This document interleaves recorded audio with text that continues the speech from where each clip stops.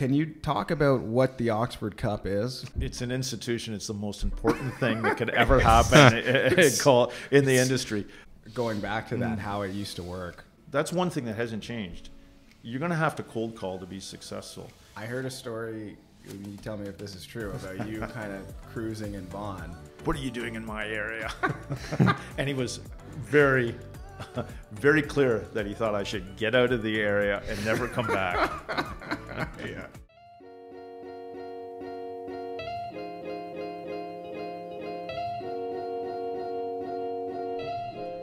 Hey everyone, welcome back to the podcast. This episode is about commercial real estate brokerage. We have an absolute legend on the podcast, Scott Addison, who has done more for the commercial real estate space in Canada than probably anybody I know, certainly more for commercial real estate brokers. You'll love this podcast if you are interested about the history of commercial real estate brokerage, what it was like back in the day, and where it's going now. Scott currently is the partner at the strategy and consulting group at Colliers, which is doing massive things here. So you're also going to love hearing about that. Before we dive in, I want to say a quick thank you to our two sponsors, Green Fox Capital. Green Fox Capital is the first sponsor. They are a commercial mortgage brokerage.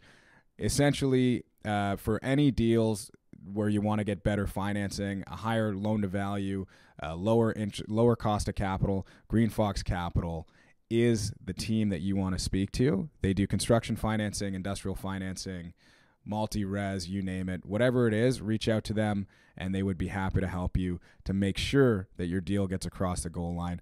Oh, by the way, for you brokers out there, they pay massive referral fees. Look them up at www.greenfoxcapital.com. Let's see if I can do the second one in one take. Second sponsor is Portsmouth Residential. They just launched in Canada with the first membership-based property management platform, and they're on a mission to modernize the rental experience for renters and homeowners in Canada. What makes Portsmouth property management different? Well, they'll get you more money with a flat rate membership fee, more time saved with a 24/7 look into your investment through your own portal, and more peace of mind with their exclusive rental income and eviction protection program. New homeowners can sign up their properties with Portsmouth in as little as 30 minutes. Visit portsmouth.ca and become a member today and find your happy place. What's unique beyond the stuff that I just mentioned is that they do property management on a one-off basis in addition to people who have bigger apartment buildings. So if you have even a condo in downtown Toronto, Calgary, wherever it is across Canada, give them a call and they'd be happy to give you a proposal. They're great. Now let's dive into the episode. Thanks for listening. Hey everyone, welcome back to the Commercial Real Estate Library Podcast. I'm Dama Tamanawala. You know my co-host Garrett McGillivray. And joining us today is the man, the legend himself, Mr. Scott Addison. Scott, thanks for joining us. Thanks for being so kind. Yeah. Thanks for having me. So, Scott, you are currently a partner with the strategy and consulting group at Colliers, Right. Which is a relatively new group at Colliers, but a dominant and fast-growing force. Yep. And previously, you were actually, even before my tenure at Colliers, I started Colliers 2016. So you were already the president. Yeah, I was president for about 8 years. Prior to that, I led Eastern Canada and then the GTA and Toronto West, where we're sitting now. But it was 14 agents, I believe, when I took over for Jim McIntosh back, I think, 18 years ago. So 18 years in management and then roughly 16 years in industrial sales and leasing before that. So yeah, great industry. Loved every minute of it. Well, that's a bit of a lie, but I loved a lot of it, and it's just an absolutely fantastic industry to work in, and it rewards planning, hard work, being creative. You know, it's one of those industries where it's not somebody else deciding how your reward's going to be. It's you normally get to focus in on your reward and earn it. And it's not as easy as people think, but it's been a great industry to be in. It's 35 years now. Yeah. Can we, we got a lot to cover. I want to get into everything from, you know, the boxing matches that we were just talking about before we started getting into this, and then and where the industry was, where it's going, where are the biggest opportunities, what's the key to brokerage, everything that you've seen over your tenure. But I think first, Scott, if we could start at the beginning, how did you get into the business and what did it look like when you started? Oh, wow. So I got into the business in 1989. Prior to that, I graduated from university and worked for a family business selling sandblasting equipment and abrasives. So selling 3M sandpaper, incredibly exciting. No, it was really, really boring. It was a small family business. We had 25 employees, sold across Canada. I was bored to death doing it. I just didn't like the industry. But, being the eldest son, there was some potential to take over, I guess, but I hated it. I got my real estate license because I was renovating houses on the side with a couple friends, and we were buying them, living in them, and renovating them. And from about 85 to 89, that was a booming market, and I was making more money doing that than the sandpaper sales. Yeah. Hard to imagine, right? So, but I got my real estate license because I saw the agent was making also really good money. I thought, that's an easy license to get, and it was back then, I thought. And I got my license in 88, and then in 89, I happened to run into a friend of my father's from his golf club, Larry Dorsey, who was the founder of Indicite Realty. He and a partner had founded that, and it's still around today. Very viable firm. Larry just passed in the last month, unfortunately. Great guy. He talked to me for 2 hours about, don't do residential. You'll be way better off selling industrial buildings. I didn't even know you could make a living doing that. So he opened that door for me, and I'm forever grateful to Larry to, give me that opportunity. It's something I didn't even know existed. Well, back then in 1989, wasn't it it was a huge specialty to just say that you sold commercial, right? Yeah. Because nobody really did that. Yeah, the landscape was dominated by, there was a few big firms. Royal LePage was the biggest, obviously became Cushman later on through some mergers, and that's what we've seen, a consolidation of the industry becoming owned by largely publicly traded companies. But back then it was small brokerages. They'd have 3 to 20 people. CB was just entering the Toronto market, so they kind of changed the landscape a bit with hiring a lot of university MBAs that have done well and have continued to do well, some of them. But they were the young firm up and coming. Right. And so it was a far less sophisticated market. It was a lot of fun, and you really had to, it's a unique business. The person you're competing with for a listing might be the person bringing you in a tenant, so you really have to get to know how to cooperate and work with people in your industry. You want to win at all costs, but you also have to do transactions with those people later on. So I've always, and it's a small industry, so you better treat people fairly because it'll come around to get you in a 35-year career if you don't. That was always my philosophy that was taught to me, and that's what I've seen work. So I think it's a good approach. I always find it unique for industrial and I guess office leasing. That's the thing where you can be good friends with the guys at the other brokerages. Yeah. I am good friends with the guys at the other brokers. As you know, everybody loves you. But I sell apartment buildings, and we don't often work with the other guys. Like, there's no cooperation. So I'd rather they all die. Yeah, it's kind of interesting. That's on camera, Damon. Everybody loves you. You would do really well if everybody would love to cooperate with you. Right. And often I think times like there's so many relationships in the business, and if you have somebody who's, whether it's an institution or a wealthy person who's buying an apartment building, and they want to buy through you because they trust your advice and they know how competent you are, but somebody else has it listed, sometimes I think it'd be in the vendor's, if there was a cooperating fee paid and there wasn't just this exclusivity and no cooperation, but nobody knows the listing better than the person who has the listing and owns it and can control the whole process. So there's pros and cons to either way, but yeah, if I could probably change one thing about the investment industry, it would be there could be a lot more cooperation, and I think it would be beneficial to the industry. Yeah. Well, maybe we'll circle back to that. I don't want any. It's just an opinion. Yeah, it's just an opinion. I've been wrong before. Yeah. I did enter the industry in 1989. So That's a tough you know year. what happened in November of '89? The NDP. Yeah, well, no, the recession hit. There's a whole bunch of reasons for it, but So wait. So let's get back into. Yeah. So you start. You didn't. Did you start at Indicite, or you started? no, at I started at this small firm called Creelman International. It was Doug Creelman and myself. He was recommended to me by Larry Dorsey, and Doug needed a young person to really run around and help out with some of his clients. I needed a little more than that, and so within 6 months, I joined the Arnoldy Group downtown.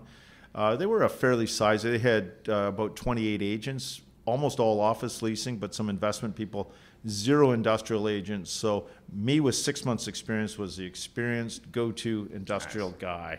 And that worked well for us. We were out at 89-101 the Queensway in Mississauga. Okay. And but because the recession had hit, that office got closed. 6 months later, I was down working at 121 King Street West, so in the big downtown of Toronto. And as a young person, that's exciting. There's a draw to these working downtown, the environment, seeing people, the big towers. People are impressed by that. So yeah. I really loved that. Parents love it. And back then, it was a lot easier to get out, go from 121 out to Brampton. Nowadays, that's quite a journey because of the way the city's grown in the 30 years. So. Right. Do you see any major differences in terms of like when you entered the industry and how you were operating at that time versus how brokers are operating now? Oh my God! So my kids won't believe this, but when you'd have a real live client who wanted to go out and see 5 or 6 buildings, databases were hard to come by, so you would know what buildings. A lot of people kept little MLS clippings on paper. And then you'd go out and take a picture of the building with a regular camera, develop that film, and then stick it to a letter-sized piece of paper with the property details down below.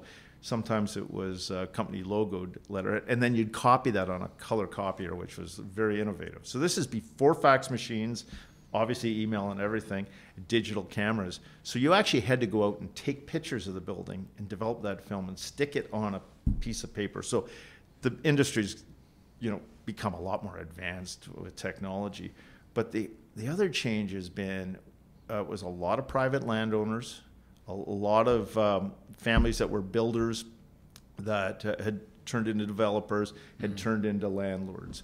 And so there was a whole crew of those people you got to know. And then, as I said earlier, the brokerage side wasn't publicly traded companies. It was very fractured, a lot of small companies and a really small industry in both cases. And lease terms, so the market's become institutionalized. Industrial and office is now mainly owned by pension funds. Right. And multifamily's turning that way, in my belief. You're starting to see that. Yeah, for sure. And so it becomes, I don't know if it's more sophisticated but there's a lot more analysis, a lot more number crunching, and maybe a little less fun in the industry as we all become publicly traded and more institutional. But I'm 35 years older too, so I feel like sometimes older people aren't as much fun, apparently. That could be a segue to Dama's second question. In terms of fun in the industry. What? Maybe not yet. But I did want to so just going back to that, how it used to work, when you, in order to find the client, weren't you going through something called Scott's book or something? Yeah, so it was Scott's Directory. I did not invent that. Right. It was a book that every office would have, and people would take photocopies of pages, and it would tell you the name of the company, who a couple of the chief executives were at the company, their as fax machines came in, their fax number, and you could make calls to them, and sometimes it would have the square footage as Scott started adding things, estimated square footage of the building and their address, etc., and then the type of industry, the SIC code at the time, what type of industry were there, and you'd go through, and you would, that's one thing that hasn't changed.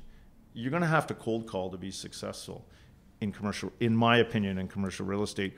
or else you can just wait for what floats by your desk, and not a good way to do your business, because you want to chase down the clients you want to do business with, and that means you've got to make the initiative and make the call, and that is so hard to do day in and day out. Yeah, you're excellent at it, Dama. Just like you put your head down and make the call. You have a target market that you go after, but not everybody's that disciplined, and it's for some people it's the scariest thing in the world to pick up a phone and talk to somebody you've never talked to before.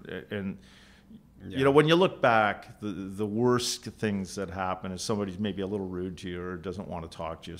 You know, it's kind of a so what matter, but our minds make that. It's like a fight or flight. And I do remember the Colliers West office and Matheson Boulevard making calls, and we're all in workstations, and everybody can hear, and you're afraid of, you know, that bombing, crashing, and dying in front of everybody, because they'll all laugh at you, well, maybe while you're having beers later. And that's the worst thing in life that can happen. You have to get over that, and that's why we did the training with Dave Hibbert and David Gordon and, you know, Paul Madot, to try to give people confidence on how to make a phone call, because not everybody can. It sounds simple, but do it day in and day out and get rejection after rejection, and people set unrealistic expectations. Like they think they're going to make 5 phone calls and get a big lead and do a deal. Yeah. Hundreds.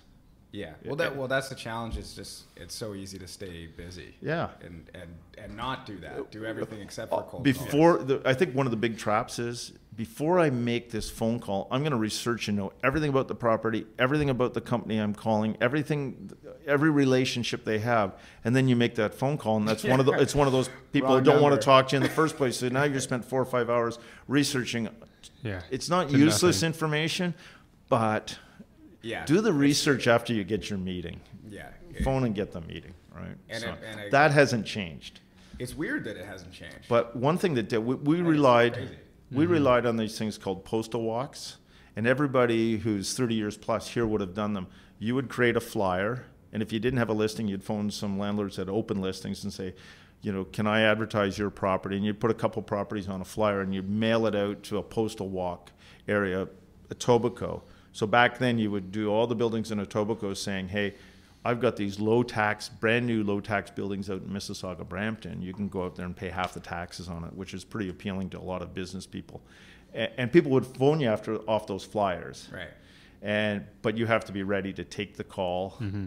And this is days before. That was no voicemail? There's no voicemail. No. And no email. No. And you actually ID. had to you actually had to go see properties, which is a real benefit. And you had to go see clients. And so many people in this industry say, I have a client. This is my client.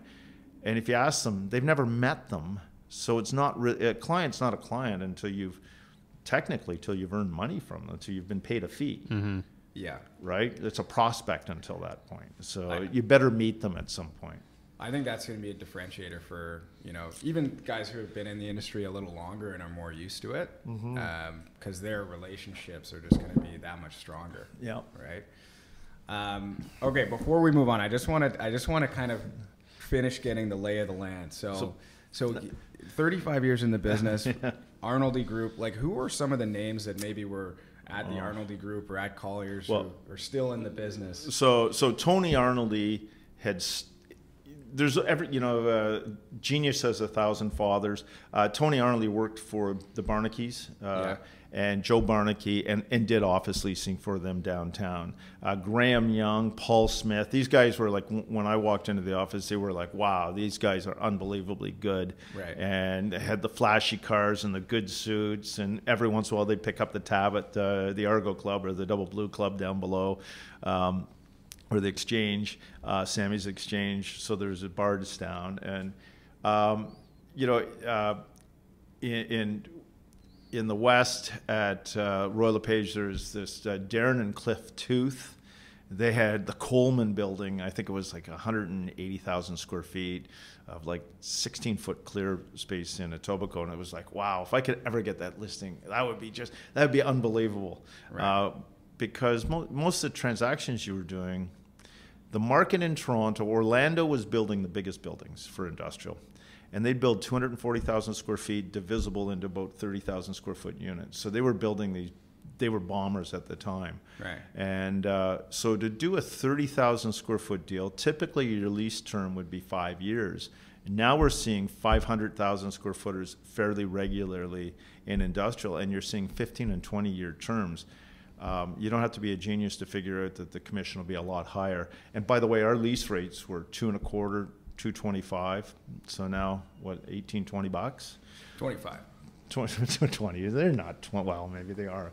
Maybe they will be. Talk to some of these but leasing agents. Back in the early 90s, nobody thought like, wow, will industrial ever break through $5 a foot? You've probably even heard those stories. Will it break through $5 a foot? And when it did, it just started going up, and it's been a pretty remarkable rise. But Toronto's industrial, you'd look at places like Edmonton, Calgary, Vancouver, even Winnipeg, and you'd look at their lease rates and they'd be twice as high as Toronto, and say, does it cost more money to build a building out there? Is land more expensive out there? No. So why is Toronto lease rates that low? Right. Don't really know, but they did come up. Yeah. That's a good segue. I think, like Garrett kind of asked this already, but what do you think has been the biggest change from, now this is a number of years, we're kind of jumping ahead, but maybe flash forward to... From a brokerage perspective, a couple things. The rise of tenant rep. Right. You know, so where you're representing, you're getting a mandate signed. That wasn't... it was being done 35 years ago, primarily in office, and then it became a little bit more in industrial. And that led to landlords paying on renewals, which started, really happening 25 years ago. But 35 years ago, 40 years ago, to get paid a fee, you actually had to move or sell something. Mm-hmm. You had to move a tenant, or you very seldom got paid on renewals. Right. The landlord would say, well, they're already my tenant, why would you pay? So that was a big breakthrough. That was largely as the industry became more owned by institutions, et cetera. And I think it's been a very good thing for the industry. It gives those tenants much more professional representation. Right. In it. But makes sense. Yeah. What do you think is so I'm always interested in brokerage, like, strategy, right? Yeah. So, meaning, some person might, like, what is the best role to make the most amount of money, and how do people run their, well, I don't want to sound, no, I'm serious. You're not a charitable organization, are you? You're here to make money. And so I look at all the businesses within Colliers and CBRE and JLL and how these guys run their businesses, and some guys might be really good as a transaction manager, right? Yes. Some people might be great with managing one particular client, and that's how they're a referral machine gun, right? Some people are a cold call machine, right? Some people are good at marketing. Some people are like, what are some of the businesses, like some of the best run teams that you've seen, or like best brokers that, like, and what are they doing in their qualities? Yeah, those brokers start standing above the crowd. It doesn't take often a lot to stand above the crowd. You just have to you have to know a little bit more. Like so go into a specialization. So we had a gentleman here, I called him the King of Cool, because he started doing a few transactions on freezer cooler space. And so he got that moniker, the King of Cool, or Mr. Freeze, and he did. That's pretty cool. But the market got to know him, and then he started getting inbound calls from people who had vacant freezer space. And he and I worked on a few deals with Sobeys, and he filled spaces that were like, you would look at them as an industrial agent and go, oh, who's going to take that? Well, he knew. Right. Oh, this is perfect for and it wasn't like he had this, what was it? Malcolm Gladwell says you need 10,000 hours of study to be. It didn't take 10,000 hours. It probably took 10 hours to know more than the average agent about freezer cooler space. So when he talked to landlords who had those buildings, he was more knowledgeable. So he stood out. And then when he talked to tenants, he not only knew why the buildings were the features that worked for them, but he also knew everybody in the industry, and he'd say, you know, I worked with John, and oh, you worked with John, I know him well, because it was a tight industry. So that specialization, but also being able to say, this is what I do and what I do better. And you know, some people are too humble to do that. They don't like to brag, so they have to learn to say, this is what my clients say about me. That's better. Right. But you better be able to articulate why you're better than the average person. So why would I pick you over the whole industry? And then, you know, if you go, well, I'm at Colliers and we do this differently, whatever. There's 460 agents at Colliers across Canada now. So why are you better than that 460? So you better be able to sell your value. Right. So they know their value. Does that make sense? Yeah. They normally specialize. Like we have an agent who specializes up in Vaughan, and he's been working Vaughan. He's now spread his wings and doing a lot more than Vaughan, a top producer. Everybody knows him in Vaughan. Right. And John Powell, for those. Yeah, John Powell. I wasn't going to say his name. Because, you know. But John will, if there's a 200,000 square foot building being built, he like plays, like it's like pieces of a puzzle. He knows, okay, this person's going into the 200. I can backfill their 150 with this guy. And he does 3 or 4 deals all in one because he knows everybody that's going to move. So important in a low vacancy market. I heard a story, you tell me if this is true, about you kind of cruising in Vaughan, and I think it was you. And maybe, am I on the right track? I don't know what story this is, but I have cruised in Vaughan. And then you got a call from John, like, hey, what are you doing in Vaughan or something? Well, it felt like that for sure. That's absolutely true. So I was up driving around on, I think it was Chrisley Boulevard up there. I had a relationship with somebody who owned a business up there. And John's normal MO is he comes in the morning and makes a ton of phone calls to people up in Vaughan, talks about the market, landlords, tenants, and then in the afternoon he goes out and looks at the inventory and drives and does all his showings, etc. Oh, that's where it goes. And he saw me up there. I had at the time it was a Jeep Grand Cherokee Limited, so they were kind of a cool car back in 1989 or whenever it was, early 90s. And John saw it, and he was like, "What are you doing in my area?" And he was very, very clear that he thought I should get out of the area and never come back. Yeah, this is turf. So this, I think, is like, once you're in the brokerages, you can distinguish them apart. I've only ever worked at Colliers, but you can see structural differences for sure. In maybe CBREs. Well, yeah, you talked about strategy. When I first came into the business, CBRE's strategy was every agent had a territory. Yeah. So John LaFontaine did North Etobicoke. He's obviously growing from there, and he's growing to be do what John wants, really. But they all had an area they would farm, this geographic area, and they were. If there was a listing that happened in that area, that manager of Toronto West would be sitting with John and saying, "Hey, John, you didn't get this listing. Did you know about it?" So and so, and really grill them. So they had to own their area. Right. That was a brilliant strategy for a startup like CBRE had been in Canada, or Coldwell Banker at the time, by the way. Yeah, I thought it was called Chuck Brown Real Estate. Chuck Brown Real Estate? There's been lots of names for the Green Machine, but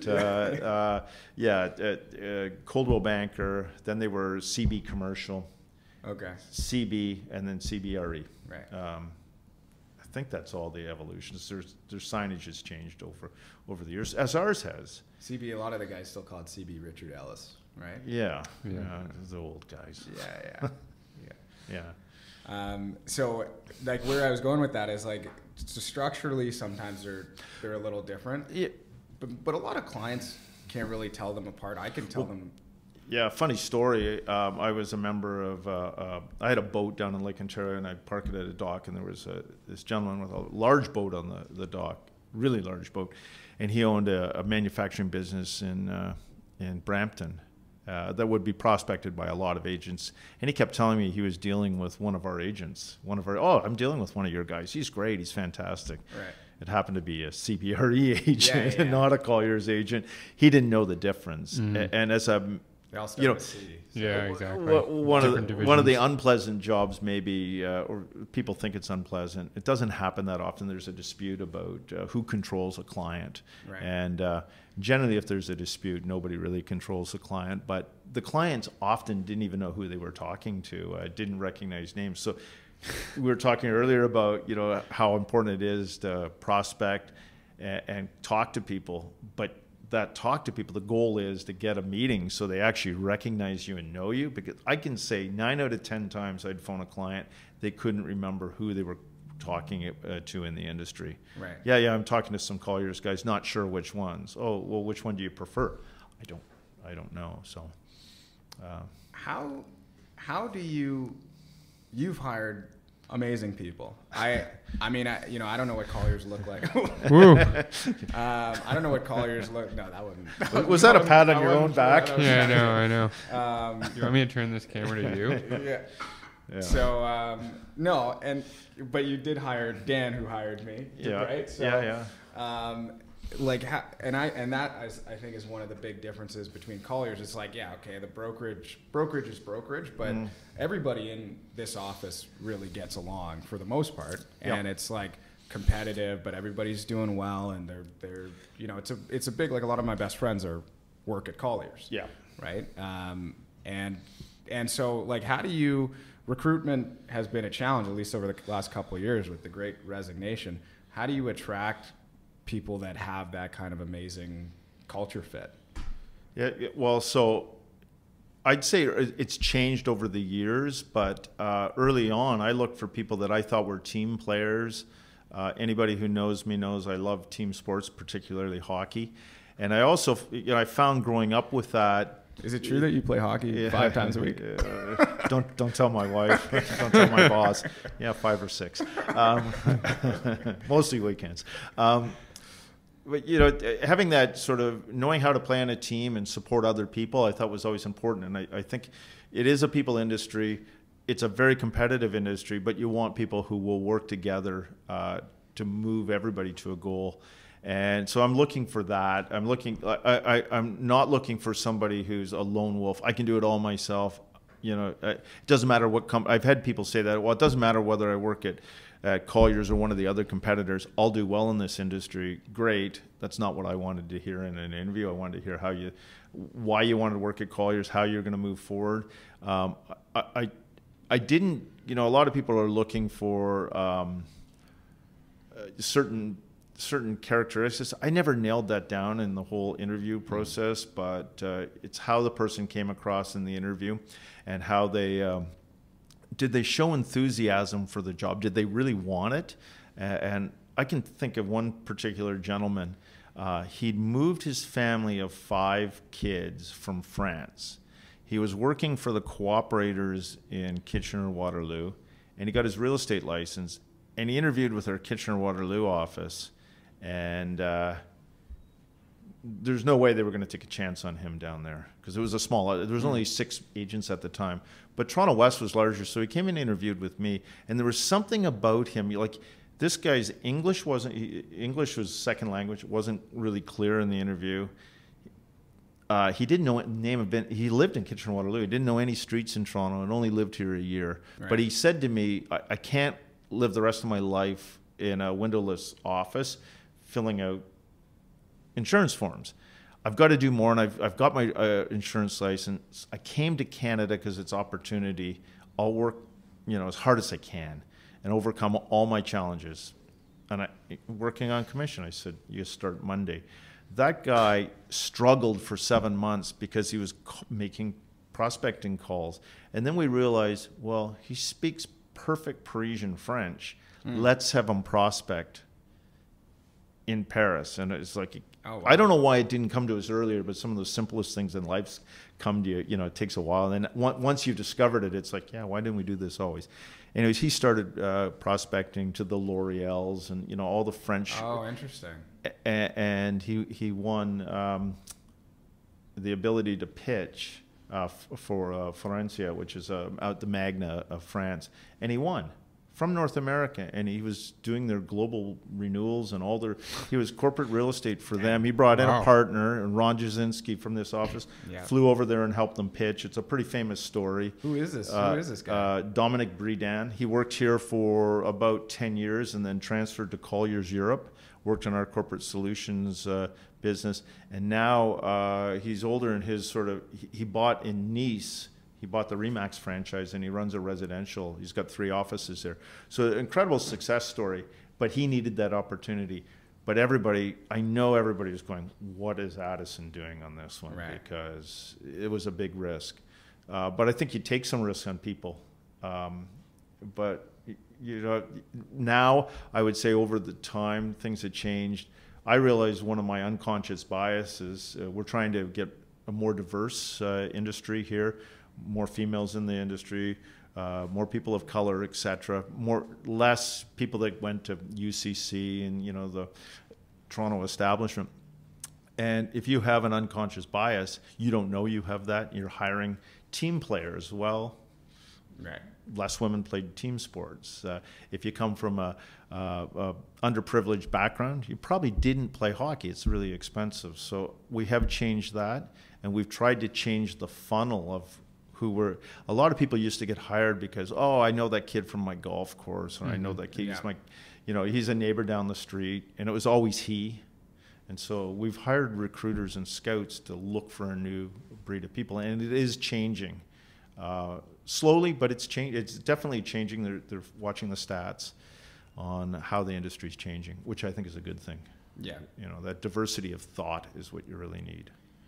Yeah, yeah. So, and especially as Toronto in particular is insanely diverse. You should try to reflect your clients. Yeah. One way or the other, right? So. Yeah. We might have to edit this out because this makes me sound bad because I can't do an accent. But we had like an East Indian gentleman, and we were doing the Palma Dots cold calling training. And he was kind of quite junior, right? Yep. As all of us were. And it comes his time, and it's kind of intimidating because you have to cold call in front of everybody. Right. So it's just on speaker in that boardroom right over there. And he goes, hello, can I talk to, and he has a very thick accent. Yeah. And I was thinking, well, this is not going to work. Yep. And then from the other side of the speaker was, hello, yes, it's me. Yep. It's like, boom, meeting book. Boom. And he might have, I think he did the business on that one too. So, I mean, it's not only good, makes economic sense. So, it doesn't matter whether it's commercial real estate. People buy because they trust you. There's a relationship and they trust you. And then they think the other 50% of the component is they think you're competent. You can get the job done. So, the perception is the large companies train and have competent people working for them. Now it's your job to go out and make relationships. So it's easier to make relationships if you're within, people are accepting of people within their own cultures. So I think that helps. There's going to be change in our industry for sure. Yeah, people are more relatable. Yeah. Yeah. who is the best salesman you've ever seen? Oh, it's wow. Yeah. No, I'm not even. Well, maybe one day. In commercial real estate, or man, you're gonna make me. I'm not gonna name one of our competitors. You're putting me. I don't want to. I still do work at Colliers. Yeah. There's some great. There's lots of great agents out there. Perhaps what makes them? We've touched on this. I think everybody knows I have lots of respect for Gord Cook. There's lots of people I have respect for here, but Gord started before me, and Gord was always so strategic, and he planned his pitches. He knew what he was going to say, and when he went into a meeting, he had planned it all out in his mind and talked to his team about what we were going to talk about, and it was very organized and strategic.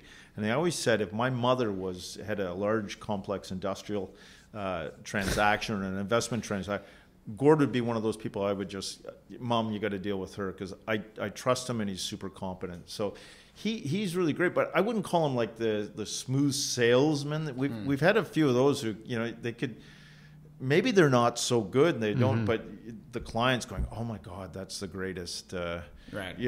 Wow, they have me absolutely convinced. And there's been a few of those, but It's people who deliver year over year. Like, Yeah. don't forget, our product is, if you're smart, you build a relationship and you keep that relationship working for years and years and years, and you build a team around you that supports you and you support the team. So that my vote, and you know, now everybody else at Colliers will say, what about me? I respect everybody at Colliers. Now I know we just we're getting away from this, but can you talk about what the Oxford Cup is, and you know, what is that? It's an institution. It's the most important thing that could ever happen in the industry. It's a passion of many of us at Colliers. It's a competitive hockey tournament held by Oxford, one of the largest asset managers for a pension fund in Ontario, and they have every year at York University, and now it's at York University for every year I've been in the industry, it's been played, and it is fiercely fought for.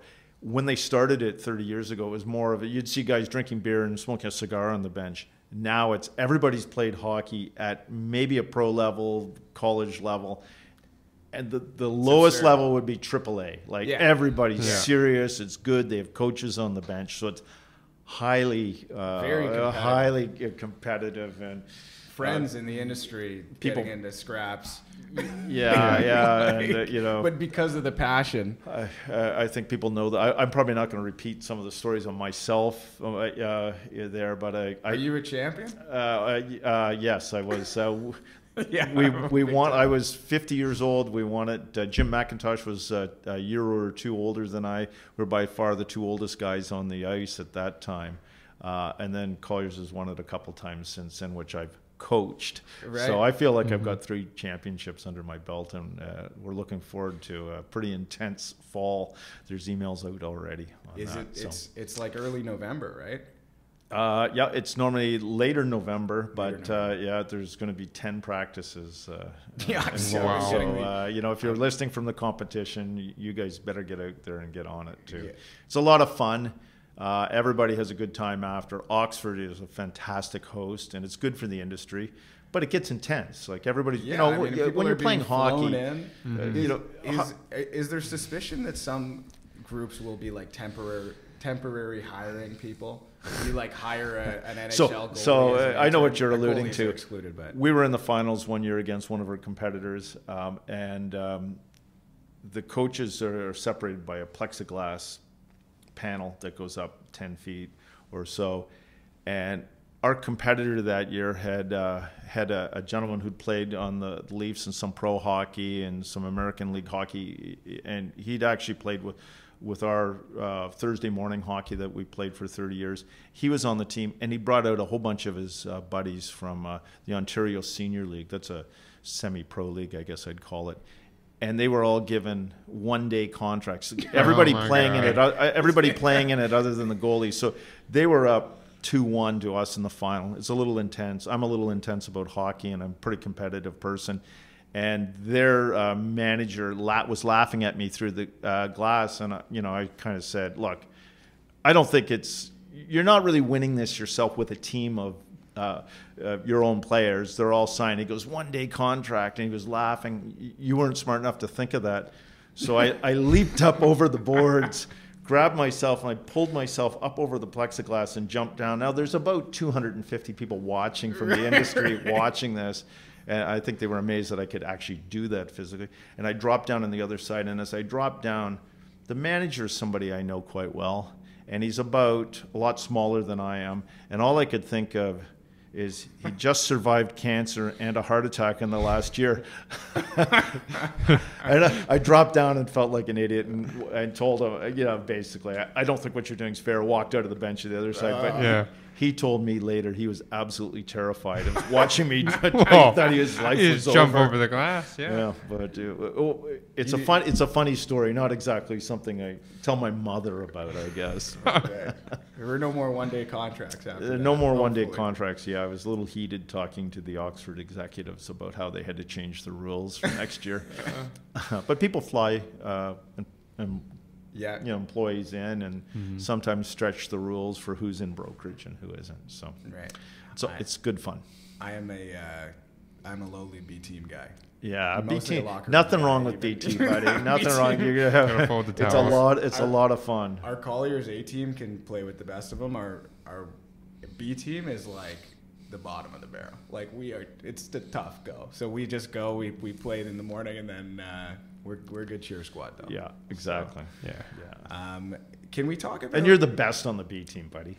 Oh yeah, right. Yeah. Can we talk about like where the industry is going? So we spent a lot of time in where we were. What do you think happens in the next maybe 5 years? Like what kind of big changes do you see? Yeah, I think there's too many brokers out there, like too many brokerages and too many brokers out there. Where you go to do a large pitch, there could be 7 companies pitching relatively the same services, and there's 3 or 4 brokers on it. So you can imagine you're one of the large institutions, Quadrille, and you've got a building available for lease. And you've got to sit through 7 hours of presentations that are all relatively the same. So I think there will be some consolidation within the industry, much like maybe the consulting business has gone through, or banking. There'll be bigger companies with more services. And right now I'd say the industry is quite inefficient. You spend a lot of time phoning and trying to find prospects and less time servicing them. So I think in the future you're going to see people servicing their clients at a higher level. And maybe that'll be, instead of 2 salespeople on the call, there'll be just a different, maybe there'll be a planning or development expert on the team. There's going to be a land expert. There's going to be people with different skill sets on your team rather than 2 traditional brokers working together to help the client out. So you'll be bringing in all sorts of different skill sets, whether that's tax issues, building issues, workplace strategy. There's a lot of new services that go out, and I think that's going to change exponentially. Yeah, and after this, I'd love to get into your current role, what you're doing.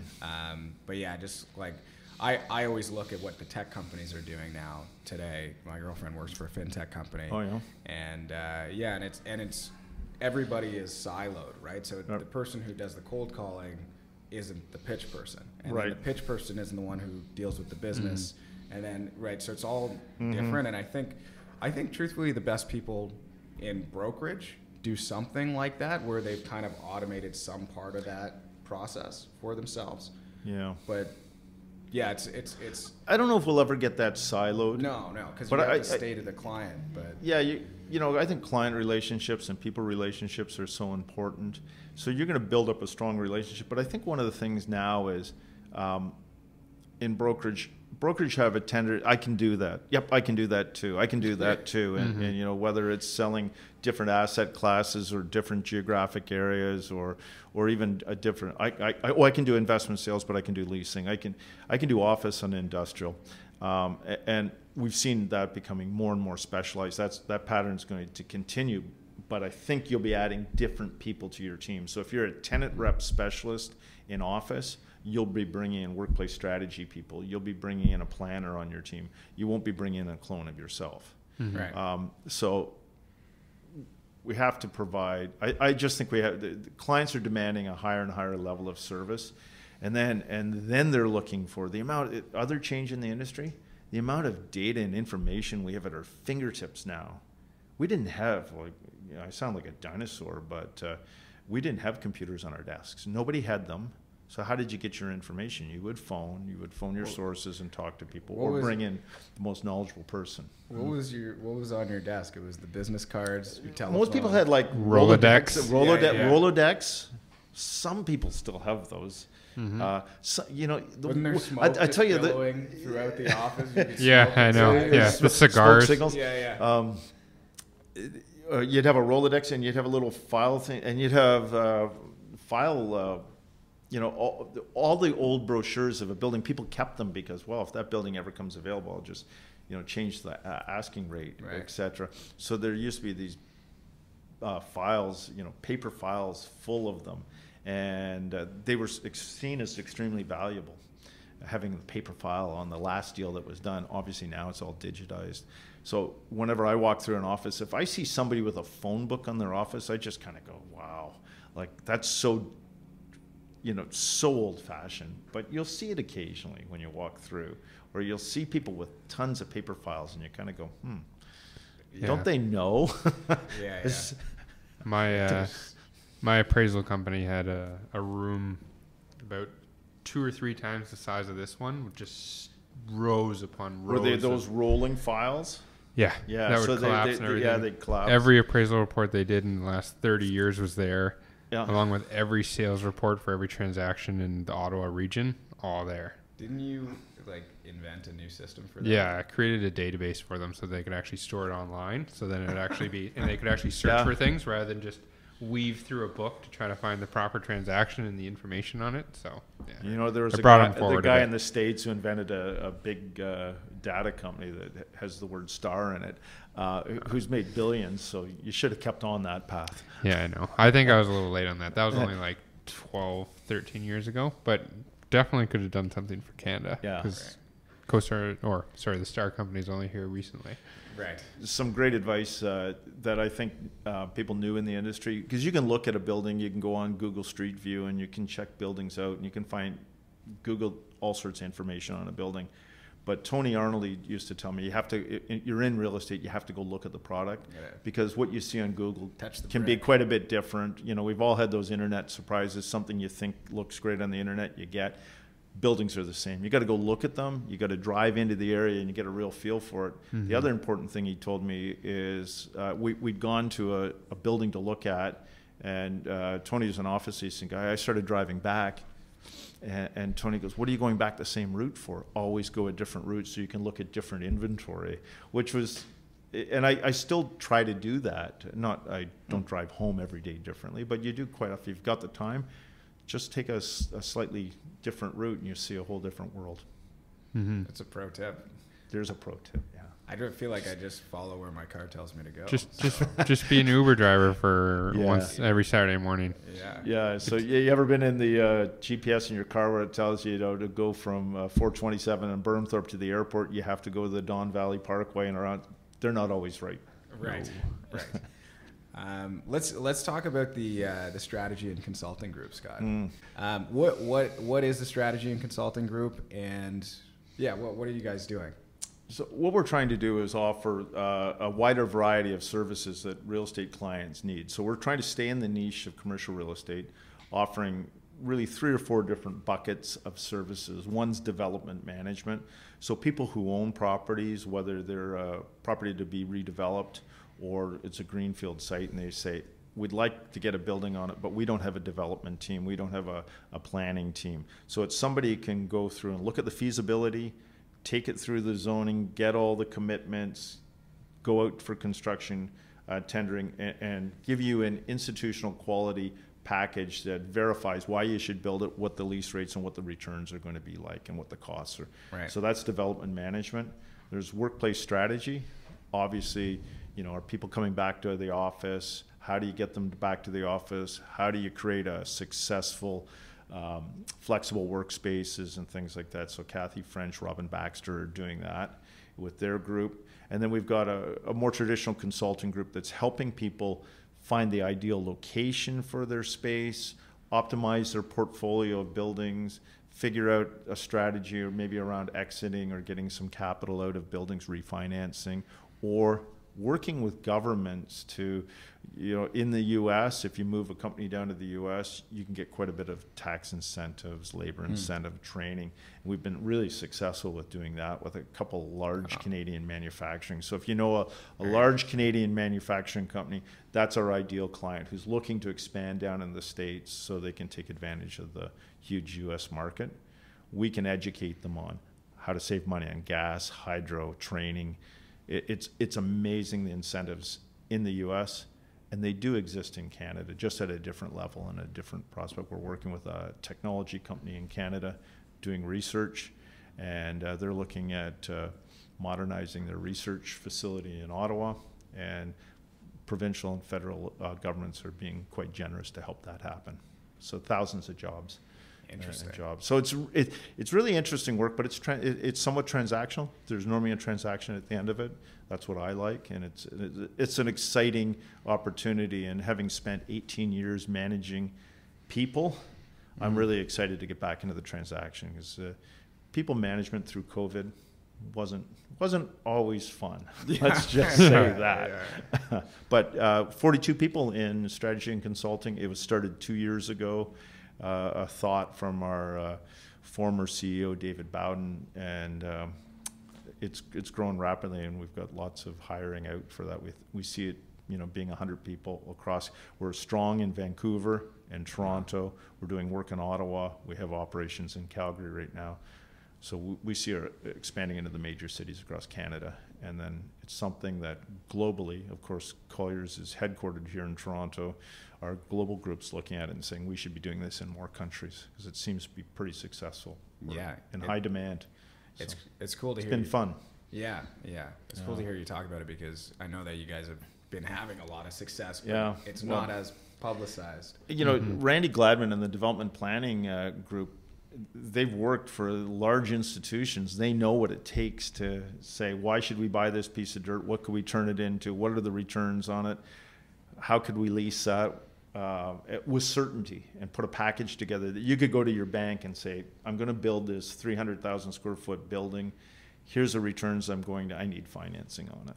Right. Rather than, my gut is, I think I should build on this building. And that's kind of how the industry used to be. This looks like a good location for a warehouse. Right? A lot of dirt. Mm-hmm. Yeah, a lot of dirt. Yeah. We got to change that. So, yeah.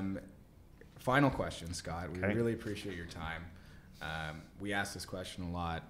If you have a couple $1 million, where in Canada, what real estate asset class where are you investing that money? Personally. Yes.